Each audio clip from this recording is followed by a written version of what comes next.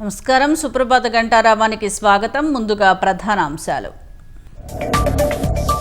ఇరాన్పై భీకర దాడుల విషయంలో వెనక్కి తగ్గిన ట్రంప్, శాంతి ఒప్పందం కుదిరిందని, సంతకమే మిగిలిందని ప్రకటన.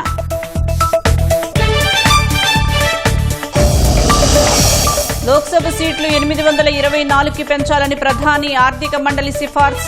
373 స్థానాలు యథాతథం. 170 సీట్లలో మార్పులకు సూచన. ఏపీని పారిశ్రామికవేత్తలకు స్వర్గధామం చేశామన్న సీఎం, 2 ఏళ్లలోనే భారీగా పెట్టుబడులు సాధించినట్లు నీతి ఆయోగ్ భేటీలో వెల్లడి. మద్యం రవాణా కేసులో దూకుడు పెంచిన ఈడీ, 195 కోట్ల కుంభకోణానికి పాల్పడ్డట్లు ప్రాథమికంగా గుర్తింపు.